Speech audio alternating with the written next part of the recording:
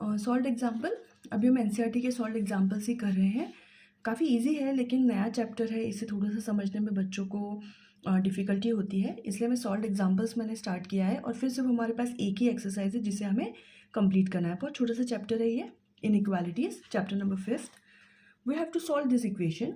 अब आप यहाँ देख सकते हैं कि यहाँ पे लेस देन और इक्वल्स टू का साइन है, मतलब ये स्लैक इनइक्वालिटी है।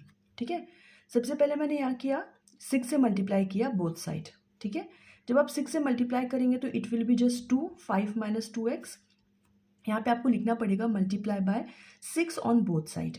यहाँ पे आप 6 से मल्टीप्लाई करके डिवाइड करेंगे तो ये 6 से 6 cancel, it will be x minus 6 5 सा 30। तो अभी तक हमारे पास ये इक्वेशन आ गई है, इसे आगे सॉल्व करेंगे। यस, अब वहाँ मल्टीप्लाई किया 2 से तो that will be 10 minus 4x is less than equals to x minus 30। अब मुझे यहाँ 10 को एलिमिनेट करना है, आप चाहे तो पहले 30 को भी एलिमिनेट कर सकते हैं, it's completely up to you. Solve करने के बाद आपका आंसर सेम ही आता है। मुझे यहाँ 10 एलिमिनेट करना था तो मैंने बोथ साइड क्या किया, -10, ताकि ये 10 से 10 कैंसिल हो जाए, it will be just -4x, यहाँ पर x माइनस 40।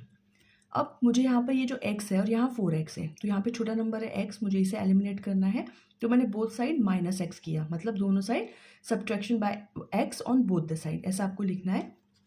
ये हो जाएगा -5x, यहाँ x cancel, it will be -40।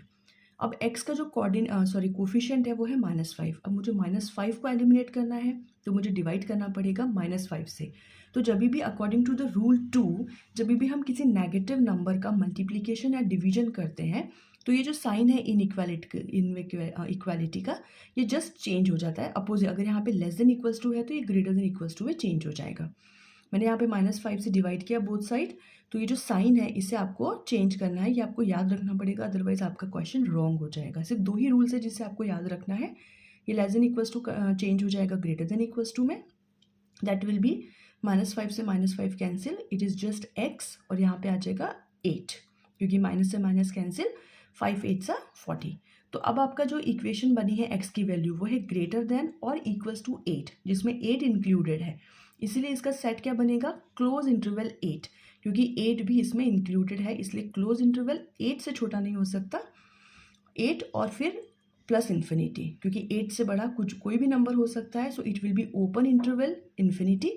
Infinity का नंबर हमें नहीं पता इसलिए ओपन इंटरवल, बट 8 में हमें क्लोज इंटरवल लगाना है क्योंकि यहाँ पे इक्वल्स टू का साइन है। ठीक है, इसी तरीके से हमें बाकी भी सॉल्व करना है। अब जो ये नेक्स्ट क्वेश्चन है वो है show the graph of the solution on the number line. कई बार ये भी क्वेश्चन आ जाता है, नंबर लाइन में कैसे शो करना है। बहुत ईजी है, हम इसे नेक्स्ट वीडियो में कवर करते हैं।